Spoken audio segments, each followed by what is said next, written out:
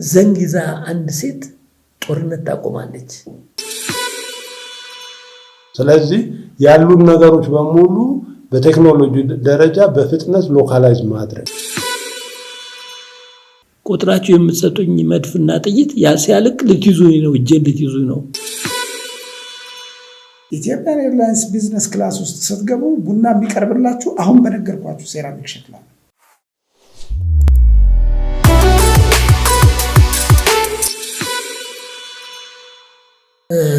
እንኳን ደህና መጣችሁ። ዛሬ ይህንን አጭር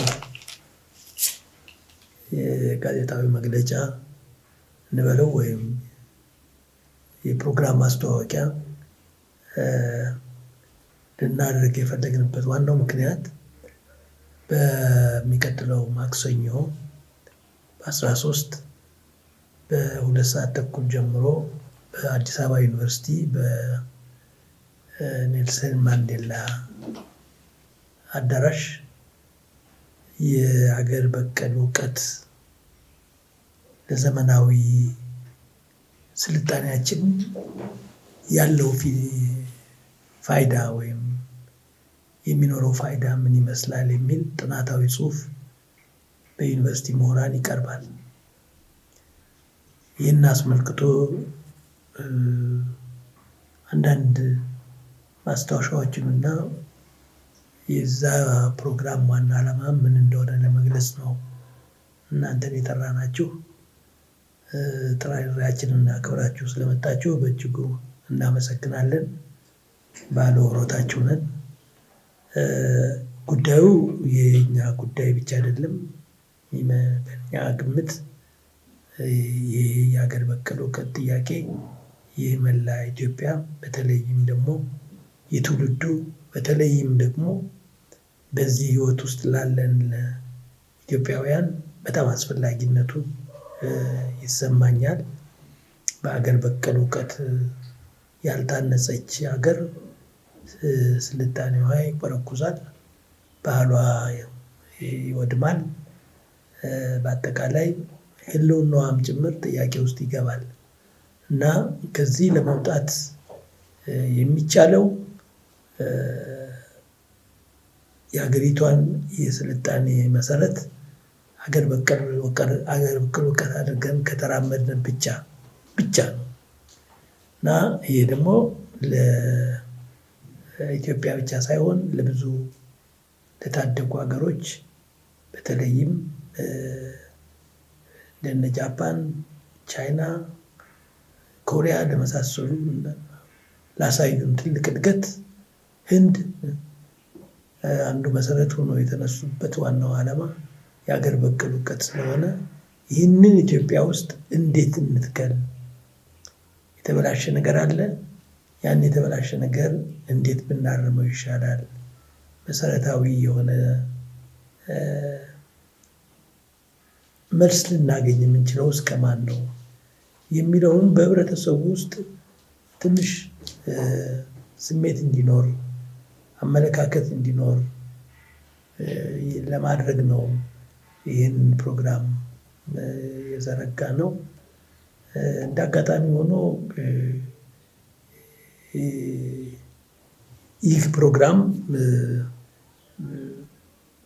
ብዙ ጊዜ ሲጓተት ቆየ እንጂ ከ2 ዓመት ጀምሮ ነው ፋውንዴሽኑ የተቋቋመው።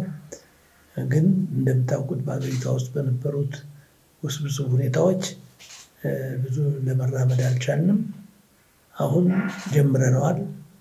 እንግዲህ የጀመርነውን ወደ ፍጻሜ ለማድረስ ዩኒቨርሲቲው ባደረገልን በጣም ከፍተኛ ትብብር በተለይም የዩኒቨርሲቲው ፕሬዝዳንት ዶክተር ሳሙኤል እንደ ራሳቸው የፕሮግራሙ አንዱ ክፍል አድርገው በመቁጠር አዳራሹ በመፍቀድ እሳቸውም እገኛለሁ በማለት ከሁለት በላይ ደግሞ በዩኒቨርሲቲው አካባቢ ያሉ ምሁራን የተወሰነ ጥናት እንዲያቀርቡ በመደገፍ ላደረጉልን ድጋፍ ከፍተኛ ምስጋና እናቀርባለን እና ዋናው ዓላማው የተደረገበት ዋናው ምክንያት የዛንተን የጠራንበት ዋናው ምክንያት ለማክሰኞ ለሚደረገው ለጉባኤው ወይም ደግሞ ለጥናታዊ ውይይቱ በር ከፋች እንድትሆኑና ለህብረተሰቡ እንድታስተዋውቁልን በሚል ነው። አሁን ባለው ላይ ለመጨመር ያህል እንግዲህ በተለይ ውጭ ሄደን የመጣን ሰዎች እንበዛለን። እዚህ ውስጥ በአሁኑ ሰዓት ምን ያህል የሀገር በቀል እውቀት ለአንድ ሀገር ከፍተኛ እድገት እንደሚያደርግ ኖረንም ያየን ሰዎች ነን ያለ ነው። በዚህ ደረጃ የሀገር እውቀትን ከሚመጣው ተንቀሳቃሽ ከውጭ ከሚመጣው እውቀት ጋር በማገናኘት በሁለቱ ላይ ያለን እንቅስቃሴ ካልቀየርን በስተቀር ሀገሪቷ አሁን ያለችበት የኋላ ጉዞ ወደፊት እንድትሄድ የሚያደርጋት ነገር ስላልሆነ በተቻለ ከማክሰኞ የመጀመሪያችን እንጂ የመጨረሻችን አይደለም። መታወቅ ያለበት ከዛ ጀምሮ ወራዊም ቢያንስ በኳርተር በጣም ትልልቅ ዝግጅቶች እያዘጋጀን ለዚህ ለሚቀረው ትውልድ ምን አይነት ዝግጅቶችን ከሀገር በቀል እውቀት ጋር በተያያዘ ሊሄድበት የሚገባው በፊት አነሳሳችን ከስነ ጥበቡ ጋር የተያያዘ ብቻ ነበር። ግን አሁን ሙሉ በሙሉ ሀገር በቀል እውቀት በምንልበት ጊዜ በሙሉ ከቴክኖሎጂ ከሕክምና ከሁሉ ነገር ጋር የተያያዘውን ሀገር በቀል እውቀት እንዴት አድርገን ነው አሁን ካለው እንትን ጋራ ከሀገሪቷ ካለችበት እንትን ጋራ ማዛመድ የምንችለው የውጭውንና ይሄንን አዛምደን ከፍተኛ ለውጥ ማምጣት የምንችልበት ስለሆነ በተለይ ደግሞ ይሄ ለሚመጣው ትውልድ ለሚያስብ ለማንኛውም ሰው ጥሪው ከፍተኛ ነው። ይሄ ለኛ ብቻ ነው ብለን የምንለው ሳይሆን ይሄ ለወጣቱ በጣም ወሳኝ የሆነና በዛሬው ዕለት ከትምህርት ሚኒስቴር ከተለያዩ ሁኔታዎች ጋር አያይዘን የምንለውጥበት ጊዜ ነው እና ከፍተኛ እገዛ እንፈልጋለን። እያንዳንዱ ሰው የራሴ ነው ብሎ መያዝ የሚገባው ነገር ነው። ማክሰኞ ዕለት በጣም ብዙ ሰው እንጠብቃለን። እዛ ላይ ካደረግን በኋላ ሜምበሮችን እንፈልጋለን። እነዛ ሜምበሮች እዚህ ውስጥ እየገቡ የተለያየ በዲፓርትመንት በምናምን የራሱን እያዋቀርን ትልልቅ ነገሮች የመስራት እቅድ ነው ያለንና በተቻለ መጠን የማክሰኞውን ፕሮግራም በሚዲያ በኩል አላችሁ በተለይ ትብብራችሁን ከምንም ጊዜ በላይ እንደራሳችሁ አድርጋችሁ እንድትሰሩት አደራላለሁ። አመሰግናለሁ። ያው እንደተነሳ ነው ጋሼም እንደገለጸው ወንድሜ ብርሃኑም እንዳነሳው የማክሰኞ ፕሮግራም ለሚታደሙት ሰዎች ሰፋ ያለ እውቀት ያገኙበታል ብለን ነው የምናስበው። ምክንያቱም እንደ ሀገር ዘመናዊ ነገሮችን አንስተን የኛ ባልሆኑ ነገሮች ተሞሽረን የኛ የሆኑ ነገሮችን ብዙዎቹን ጥለናል ብለን እናስባለን። የጣልናቸው ብዙ ነገሮች እኛ አሁን ካሉን የተውንና የጣልናቸው ብዙ ነገሮች ይገዝፋሉ፣ ይበዛሉ። ስለዚህ እነኚህ የጣልናቸው ነገሮች በተገቢ መንገድ ነው የወደቁት? ለሚቀጥለው ትውልድስ የሚሰጡት ነገር ምንድን ነው? የጣልናቸው ነገሮች በትክክል መውደቅ የሚገባቸው ናቸው ወይ? ወይስ አሁን ሞደርን የሆነው ትውልድ እንደሚያስበው ዘመናዊነት ነው ወይ የእኛን ነገር ጥለን የሌሎችን አንጠልጥለን መሄዱ? እንደዚህ አይነትና ይሄን የመሳሰሉ ጥያቄዎች በሰፊው በምሁራኖች ይዳበሳሉ። ስለዚህ ኢትዮጵያውያን የሆኑ ሰዎች እዛ ቦታ ላይ መገኘታቸው የሚጠቅመው እንደ ሀገር ያጣናቸው ነገሮች ምንድን ናቸው?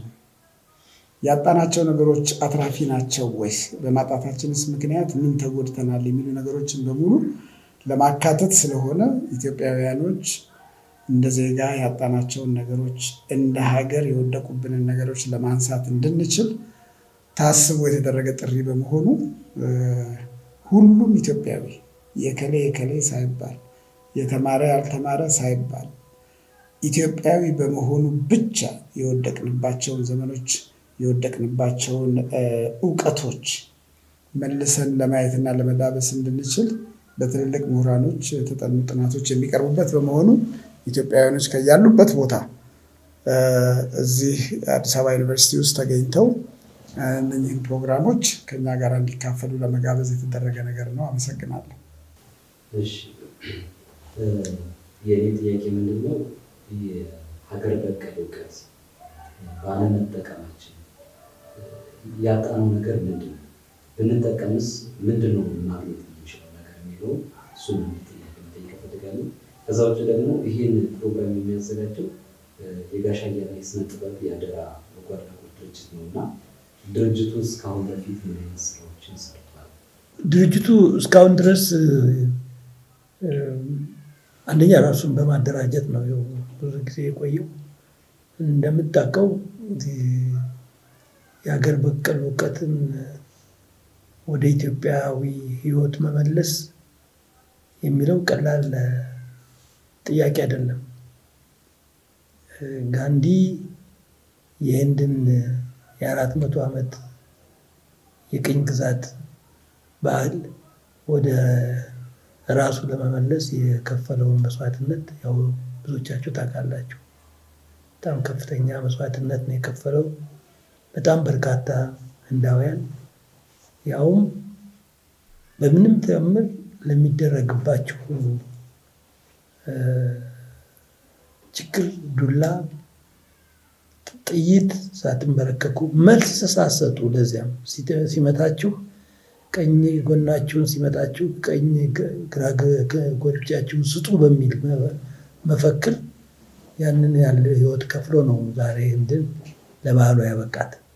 እኛም አሁን ከዚህ ያነሰ አይደለም። 400 ዓመት እንትን አንበል እንጂ ከሁለተኛው የዓለም ጦርነት ጀምሮ እስካሁን ድረስ ኢትዮጵያውያን በውጭ ባህል፣ በውጭ ፍልስፍና፣ በውጭ ያልሆነ ነገር ምንም የለንም። ራሳችንን ጥለን ሌላውን አንጠልጥለን ያለን ህዝቦች ነን እና ያንን ለመመለስ የሚደረገው ድርጅታዊ ስራ እንዲህ በቀላሉ ቶሎ የሚፈታ ሳይሆን እርጋታን፣ እውቀትን፣ ምሁራን ማሰባሰብን ሁሉ የያዘ ስለሆነ ብዙ ነገር ሰርተናል ባንልም 1-2 ጊዜ ማስተዋወቅ ጉዳይ አድርገናል፣ አስተዋውቀናል። በተለይ በወጣቱ በኩል ያለውን ግንኙነት ለማድረግ ሞክረናል። መዋቅራዊ ግንኙነታችንን ለመዘርጋት ሞክረናል። በምሁራን አካባቢ የግንዛቤ እንዲኖር 3፣ 4፣ 5 ስብሰባዎችን ለማድረግ ሞክረናል። አሁን ወደ አደባባይ የወጣ ነው። በግልጽ ወደ አደባባይ የተወጣው ከዩኒቨርሲቲው ጋር ባደረግነው ትብብር ነው። እሱ በሰጠን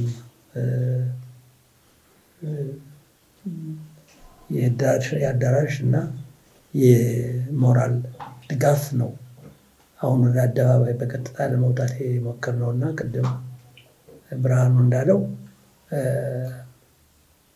ይሄ መጀመሪያም የመጨረሻም አይደለም፣ የሚቀጥል ነው።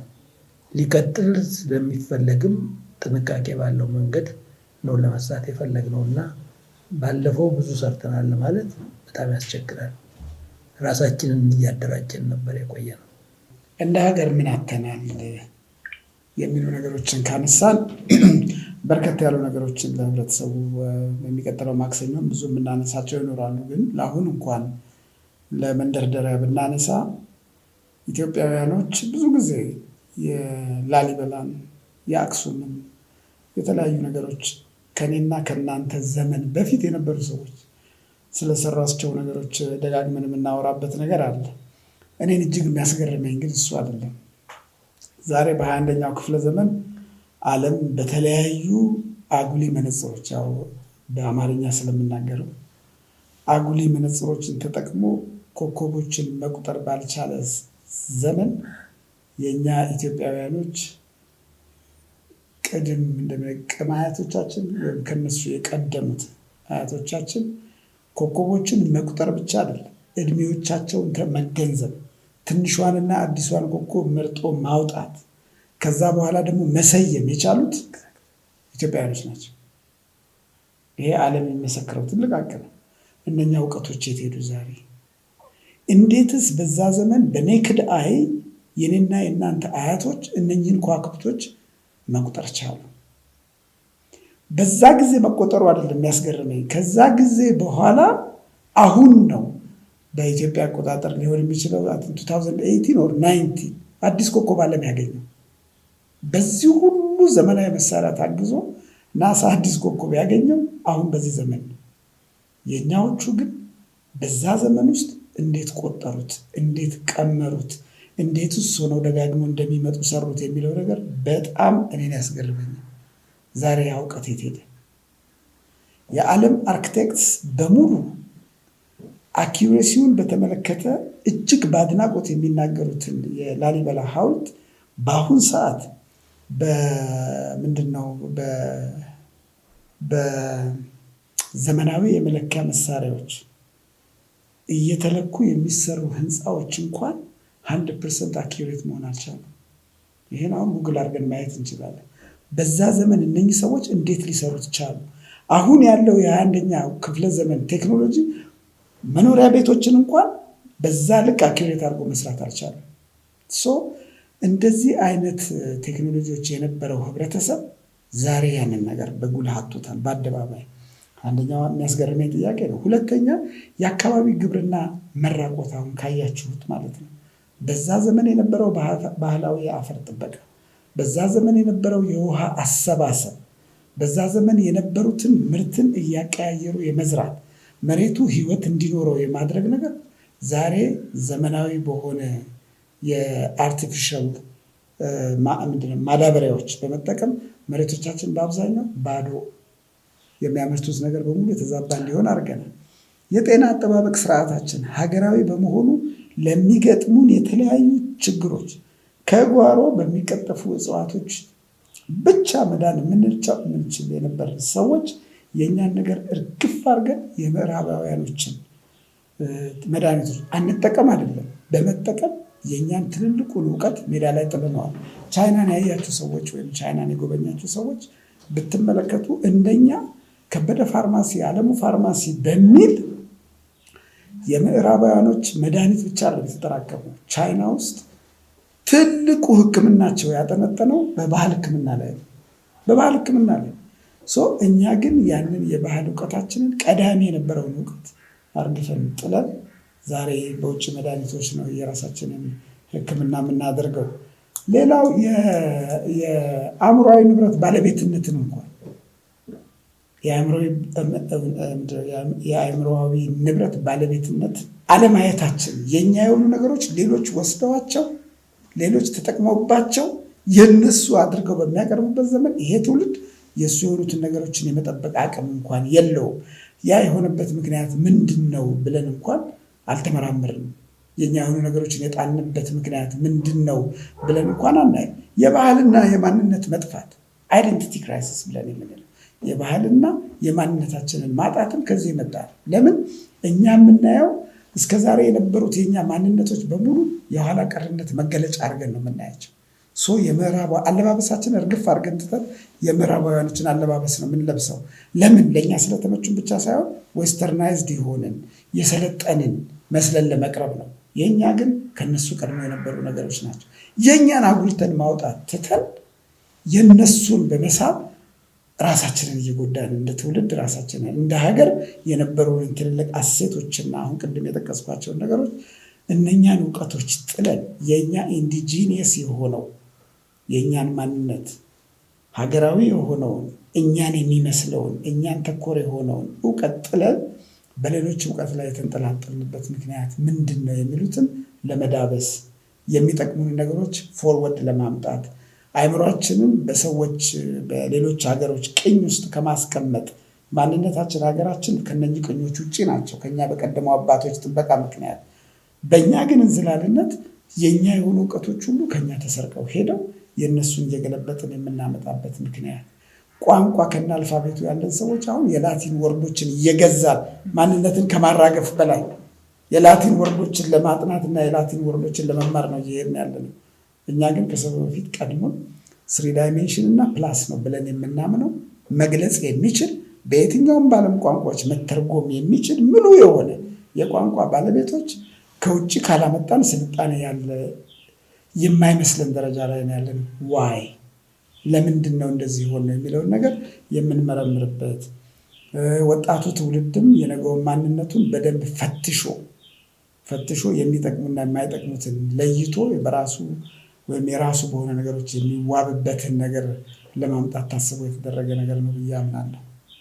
አሁን በሰጣችሁት ገለጻ መሰረት እዚህ ሀገር በቀል እውቀት ላይ ወደፊት ለመስራት መነሳሳታችሁ በጣም እጅግ የሚያኮራ እንትን ነው። አንድ ሁለት ሶስት ጥያቄዎች ለመጠየቅ ያህል፣ በመጀመሪያ ደረጃ ይሄ የእናንተ ማህበር የተቋቋመበት ዋነኛ ምክንያቱ ምንድን ነው?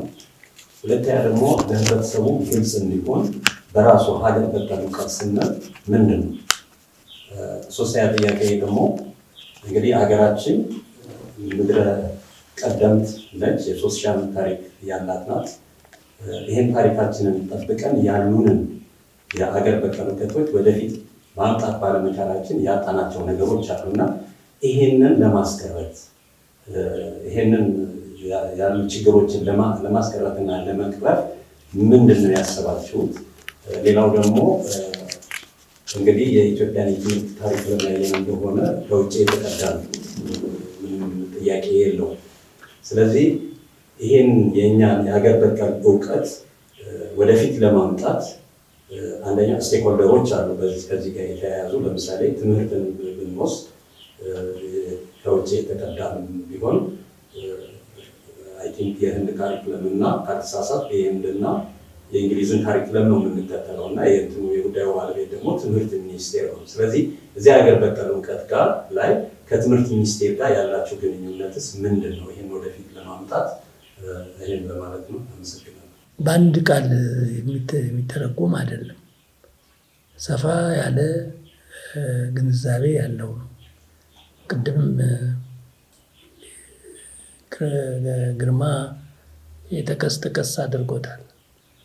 ምክንያቱም የሀገር በቀል እውቀት ማለት በሀገርህ ውስጥ የበቀለ የሀገርህ ባህል፣ የሀገርህ ትውፊት፣ የሀገርህ አጠቃላይ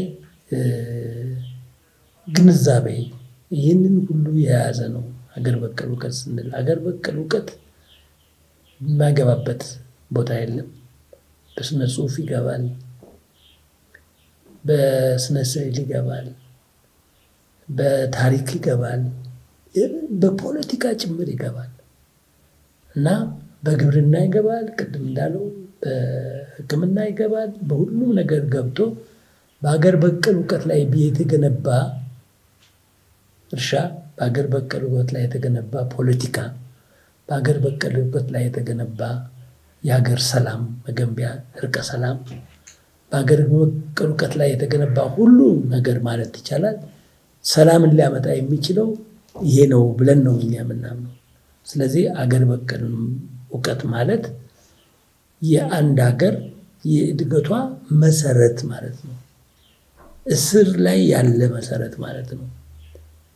ዋናው መሰረቱ ሀገር በቀል ሆኖ እዛ ላይ የሚጫኑ ነገሮች ሁሉ ግን መሰረታቸው ሀገር በቀል ከሆነ አይፋለሱም። ምሳሌ ለመውሰድ ቅድም እንደተባለው ለመውሰድ ቢፈለግ አሁንም ጃፓንን መውሰድ ይቻላል። ጃፓኖች እንደዚህ ነው ያደረጉት። በነገራችን ላይ እኛና ጃፓን የስልጣኔ ምንጫችንም እውቀታችንም እኩል ነው። ቴዎድሮስ ከዚህ፣ ጃፓኖች ከዚያ ነው የጀመሩት እና የቴዎድሮስ የስልጣኔ መሰረቱ አሁን እኛ እየተናገርን ያለነው የሀገር በቀል እውቀት ነበረ። መድፍ ይሰራልኝ ብሎ ከእንግሊዞች ጋር ሲጣላ ቴዎድሮስ ምንድን ነበር ያደርገው የነበረው? መድፉ አገር በቀል ጋፋት ላይ በራሳችን ብረት ማለት አፈር ቀልጦ ብረት ተሰርቶ የራሳችን አንጠረኞች ደበናንሳ ምንላቸው፣ አንጠረኛ ምንላቸው፣ የብረት ቀጥቃጭ ምንላቸው አብረው ከፈረንጆች ጋር መድፍ የሚስሩ ነው የሱ ጥያቄ። ይሄ ምን ማለት ነው? መሰረቱ አገር በቀል የሆነ ብረት፣ አገር በቀል የሆነ የእውቀት ምንጭ የሆኑት አንጠረኞች ሆነው ግን ከላዩ ላይ ፈረንጆች ስለሆናችሁ ጥበቡን አፍሱልን ያላቸው። እንግሊዞች ይህንን አልፈለጉም። ቀደም ብለው ያውቁ ስለነበረ እንግሊዞች የሚፈልጉት የተጣራ ነገር መስጠት ነው እንጂ ለአፍሪካ የበሰለ ነገር መስጠት ነው እንጂ እዛው ሀገራቸው ላይ እንዲህ አይነት ፋብሪካ እንዲቋቋም አይፈልጉም። መኪና ይሸጡልሃል እንጂ የመኪና ፋብሪካ እዚህ ሀገሩ እንዲቋቋም አይፈልጉም ማንም የአውሮፓ። ስለዚህ ምንድን ነው ያሉት? 30 መድፎ 50 መድፍ ከፈለግ እንላክልን እና ልጆች እስረኞችን ልቀቅልን ነው የሚሉት። እሱ ደግሞ አልፈልግም፣ ቆጥራችሁ የምትሰጡኝ መድፍና ጥይት ሲያልቅ ልትይዙኝ ነው፣ እጄን ልትይዙኝ ነው። እኔ ማበቅለው ራሴ መሬት ላይ የበቀለ መድፍ ጥይት ፈልጋለሁ ነው። ይሄ ትልቅ እንትን ነው። ጃፓኖችም ይሄንን ያደረጉት አገር በቀል እውቀት የሆነውን ስራ ሽማግሎቹ ስሩ አሏቸው። ገና ሲጀምሩ ስልጣኔያቸውን የሀገርን ባህል በጃፓን መሬት ላይ ደልድሉ አሉና እንደዚህ አይነት ሽማግሌውን እዚያው ሀገር ውስጥ አስቀሩት። እንደናንተ አይነቱ ወጣት ደግሞ አውሮፓ ውስጥ ሂዱና ቴክኖሎጂ ስረቁ ብሎ ላኳቸው። ቴክኖሎጂው ተሰርቆ ሲመጣ ምን ላይ ነው ያረፈው? ከተደለደለ ባህል ላይ ነው ያረፈው። የጃፓን ባህል ላይ ምንን ይዞ ወጣ? ቶዮታን። ትልቅ ስልጣኔ ነው አይደል? ትልቅ እርምጃ ነው። ቶዮታን ይዞ ወጣ። ነገር ግን ቶዮታ ብቻውን አንቱ አሰኛቸው እንጂ ጃፓኖችን ባህላቸውን አላፈረሰው። ጃፓን ሀገር አሁን አልባሳቸው፣ ቋንቋቸው፣ ምናቸው የራሳቸውን እንደያዙ ናቸው። ቶዮታ በራሱ እያደገ ነው ሄደው። ምን ላይ ነው የበቀለው? ከሀገር በቀል እውቀት ላይ። ይህንን ነው እያልን ያለ ነው። ስልጣኔ ለሀገሪቱ አያስፈልግም ሳይሆን ስልጣኔያችን በባዶ መሬት ላይ ነው የወጣው። ባዶ ሲሚንቶ ላይ ነው ያደገው። ይሄ ባዶ ሲሚንቶ ላይ ያደገ ስልጣኔ ደግሞ መሰረት ስለሌለው፣ ባህላዊ መሰረት ስለሌለው ኢትዮጵያን እያጠፋት ነው። ከቀን በቀን 100 ዓመት የተማርነው ትምህርት ምንድነው የፈየደልን ነው አሁን ጥያቄያችን። እርግጥ 100 ዓመት ፕሮፌሰሮችን አውጥቷል፣ ዶክተሮችን አውጥቷል፣ ኢንጂነሮችን አውጥቷል፣ አርኪቴክቶችን አውጥቷል። እስቲ ግን አዲስ አበባ ዙሪያና አንድ ቅድም ግርማ እንዳለው አንድ ላሊበላን የምትመስል ህንፃ እስቲ ፈልግ እናገኝ። ሶፍ ዑመርን የምትመስል እስቲ ህንፃ ፈልግና፣ ጎጆ ቤትን የምትመስል ህንፃ እስቲ ፈልግ እናገኝ። ታገኛለህ? ከአውሮፓ የተቀዳ ነው በሙሉ። ቅድም ብዙ ጊዜ እናገረዋለሁ። ፕሮፌሰር የሆነው የግብርና ሰው 5000 ዓመት ያረስንባትን ማረሻ ፕሮፌሰር ሆኖ የአሜሪካንን ትራክተር የሚለውጥ ለምን ይችን ማረሻ ሊለውጣት አልቻለም?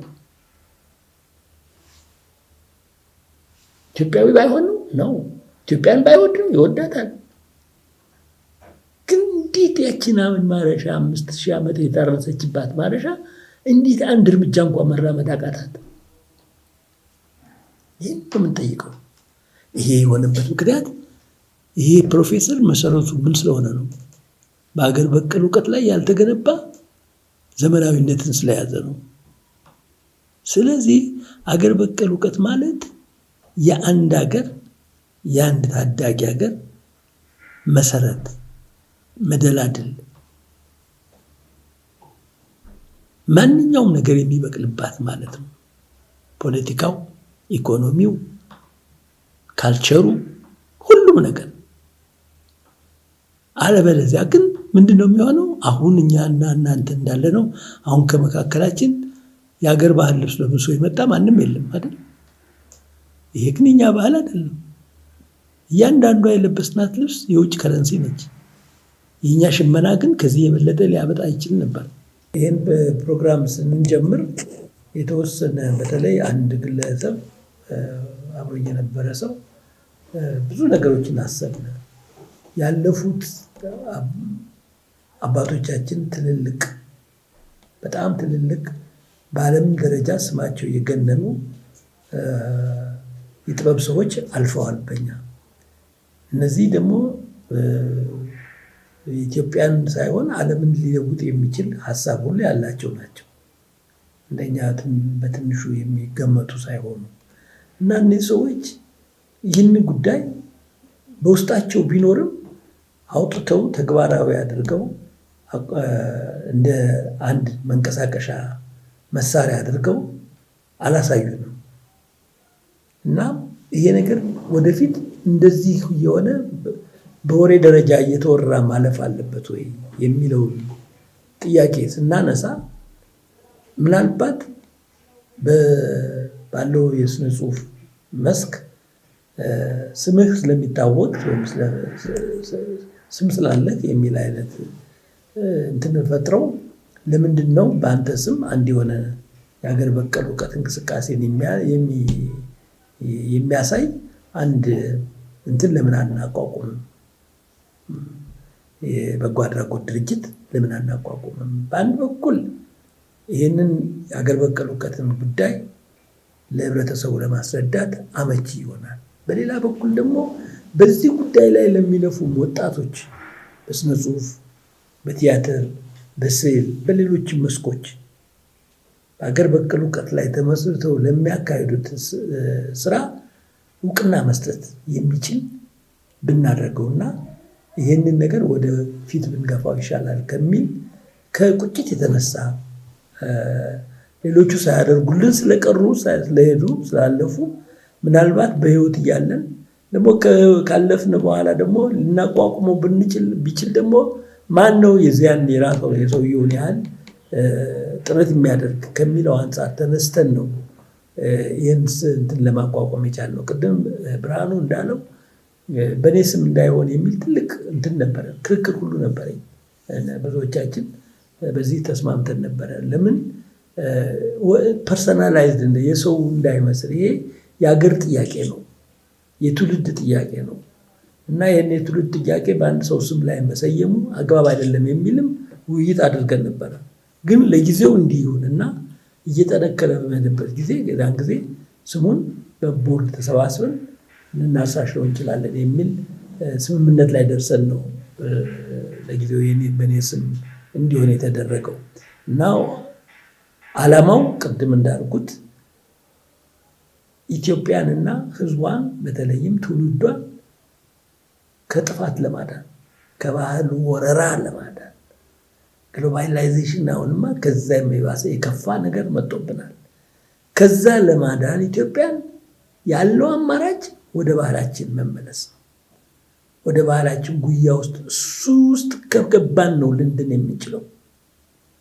እሱ ውስጥ ከገባን ነው እውነተኛውን ስልጣኔ ማየት የምንችለው። እውነተኛውን አገር በቀል እውቀት፣ አገር በቀል ህንፃ፣ አገር በቀል ፖለቲካ፣ አገር በቀል እርቅ፣ ሽምግልና፣ አገር በቀል ሽምግልና ይታይ። አንዲት እንጨት ዘንግ ይዛ አንድ ሴት ጦርነት ታቆማለች።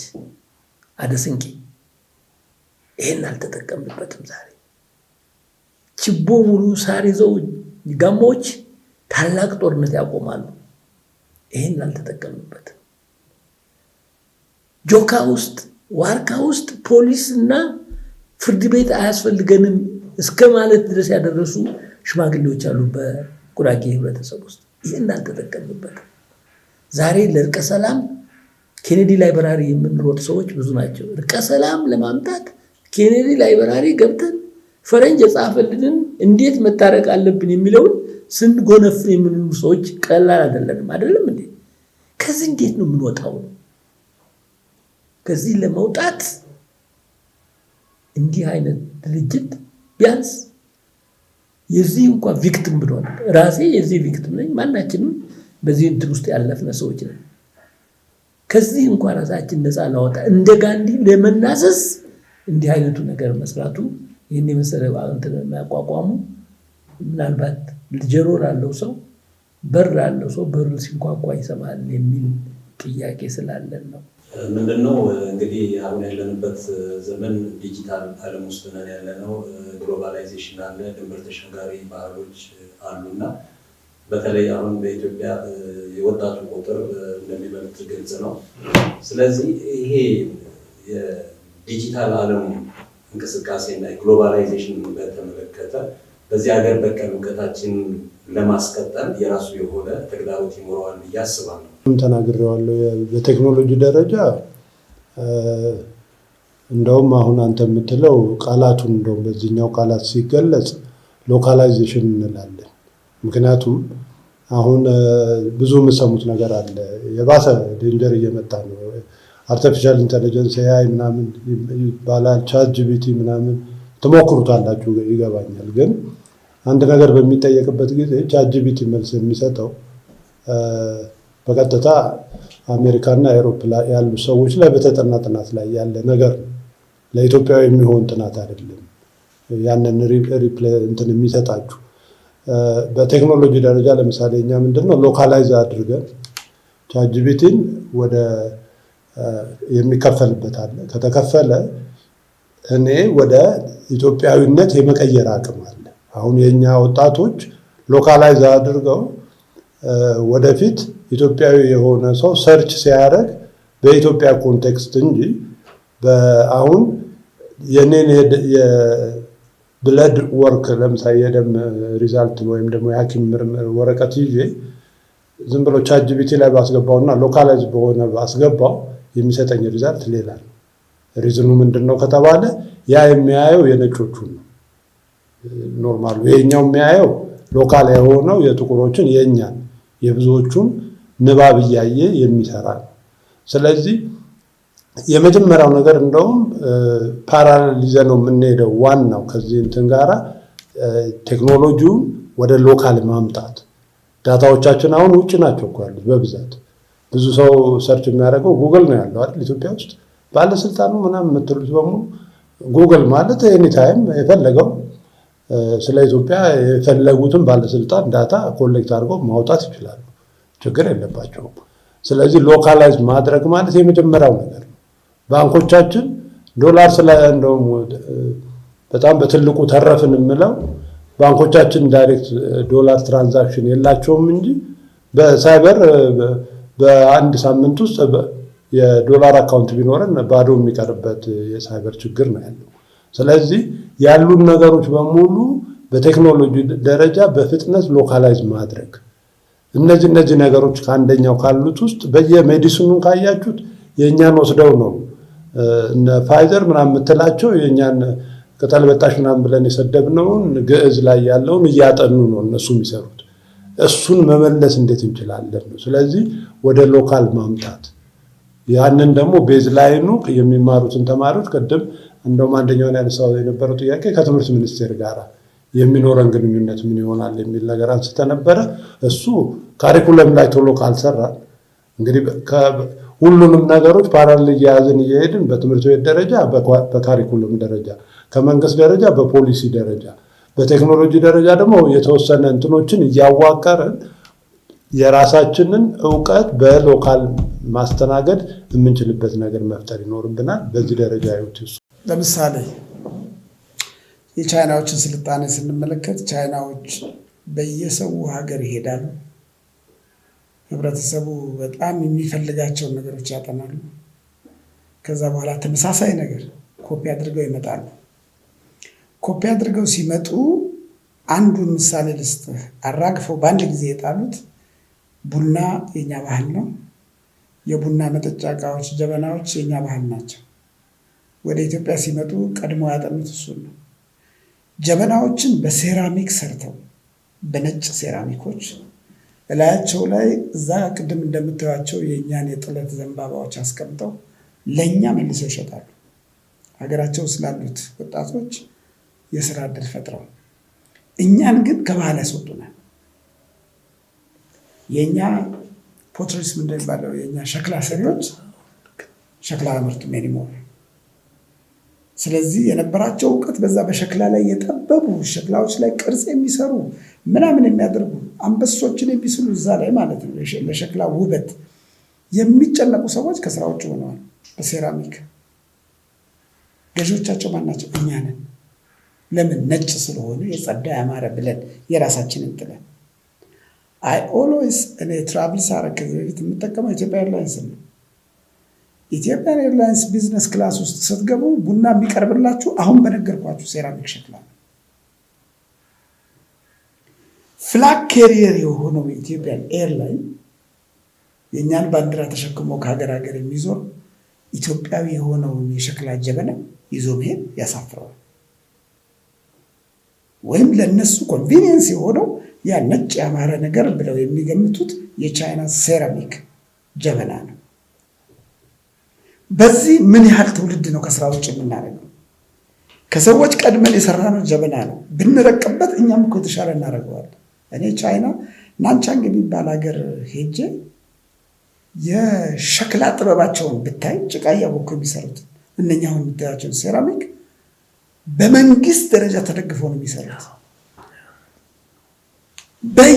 አንድ መንደር ሙሉ ልክ አሁን እኛ ሀገር በድሮ አጠራራቸው እንደምንጠራቸው የሸክላ ሰሪ ምናምን ብለን እንደምንንቃቸው እነሱ ደግሞ ሞደርን በሆነ መንገድ ተደራጅተው እነኝን ነገሮች ያመርታሉ። ትልቁ የቱሪስት መስህብ ሆኖ የምታየው እነሱ ምድር ላይ ይሄ ምርት ነው። በስምህ ይሰሩልሃል፣ በቅርጽህ ይሰሩልሃል።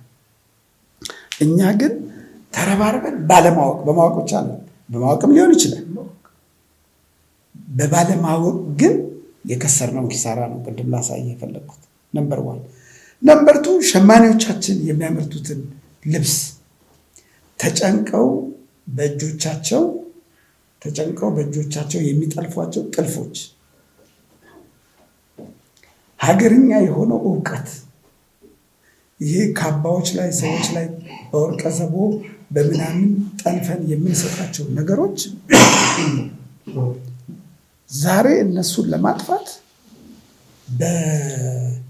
በሺፎን በሚባል ጨርቅ ላይ ፕሪንት ተደርገው ልክ እንደ ጥልፍ ፕሪንት ተደርገው መምጣት ችለዋል። አፎርደብል ተደርገው ዋጋቸው። የኔና ያንተ ሰዎች ደግሞ በግል እንደ ቱሪስት መስህብ የፈለጓቸው ሞዴሎች ዲዛይን አድርገዋቸው ውጪ በዶላር ይሸጧቸው። የእኛን ሀገር አቅመ ደካሞች ግን አሁን ቅድም ባልኩ በሺፎን ጨርቅ ላይ ፕሪንት ተደርጎ ጥልፉ መጥቶላቸው ያን ለብሰው ታያለ ከተማ ውስጥ። ይሄ የባህል ወረራ፣ ኃይለኛ የባህል ወረራ።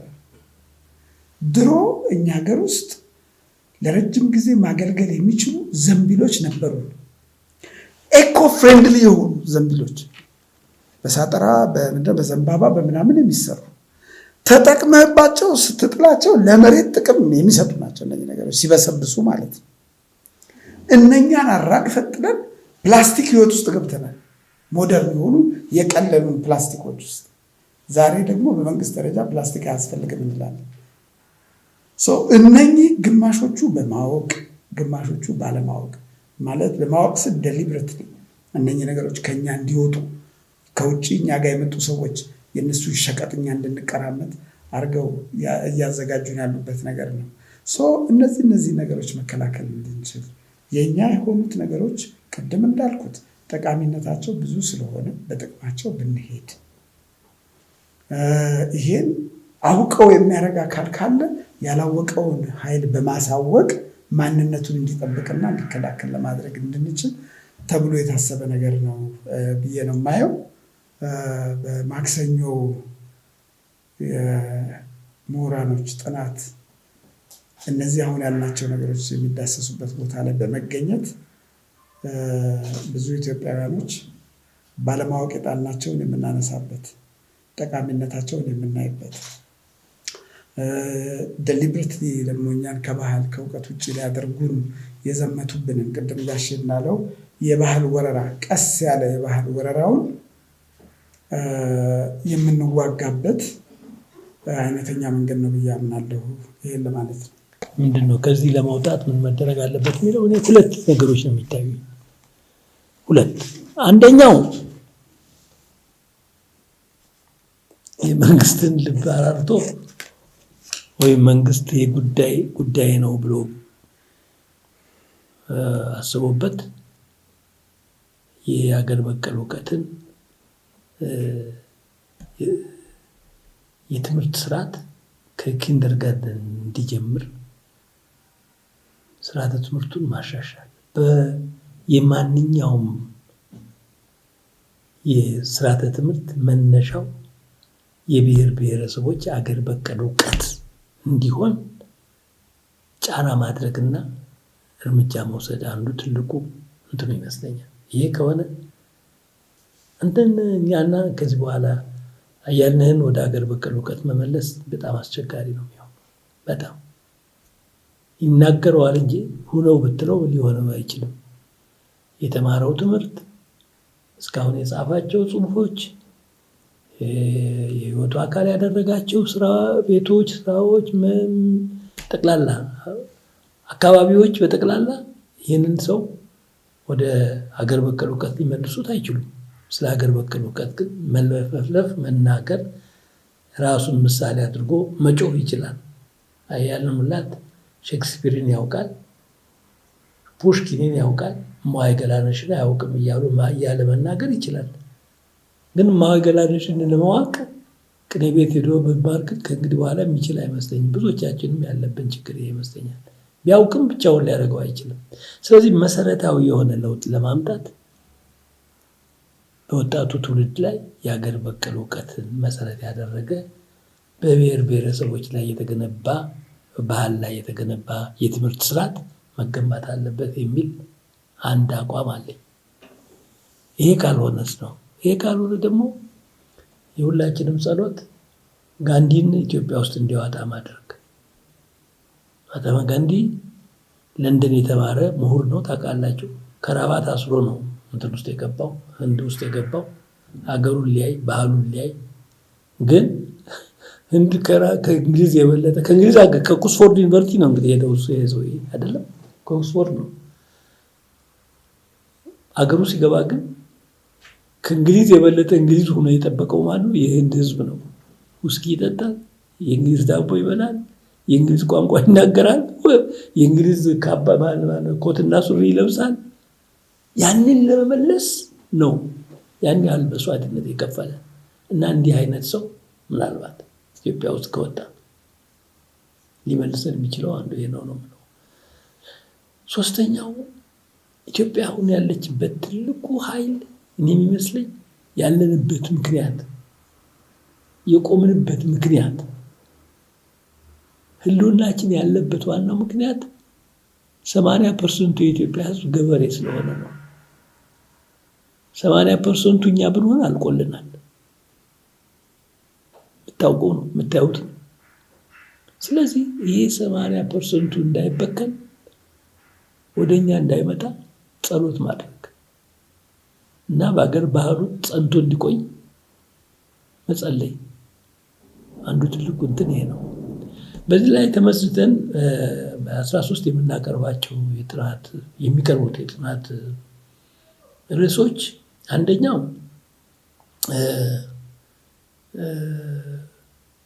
ዶክተር ስዩም የሚያቀርበው ነው።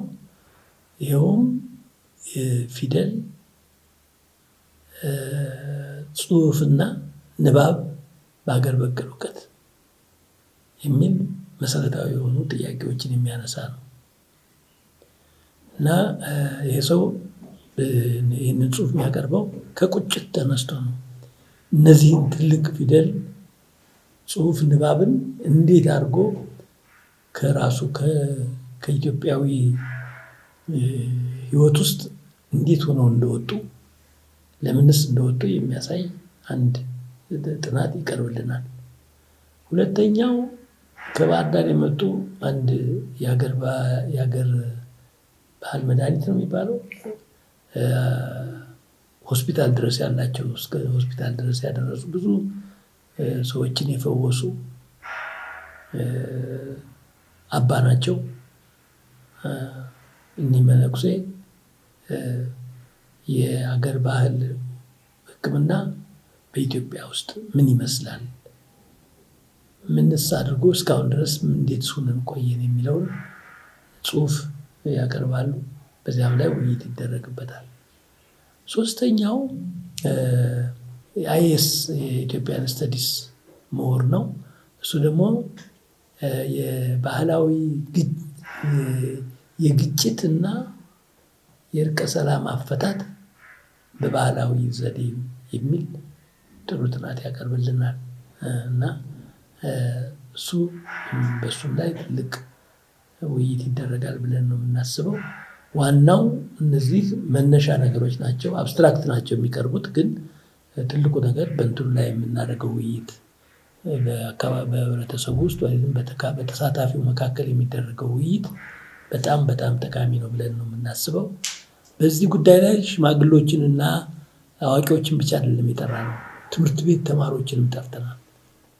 ምክንያቱም ተረካቢዎች እነሱ ስለሆኑ ይሄ ነገር አብሯቸው ትምህርት ቤት ድረስ እንዲሄድ ስለፈለግን ተማሪዎችንም ጭምር ጋብዘናል።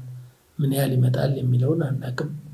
ይሄ ነው እንግዲህ በአጠቃላይ ያለን ፕሮግራም። ታንኪዩ። እግዚአብሔር ይስጥልን። በጣም ነው የምናመሰግነው።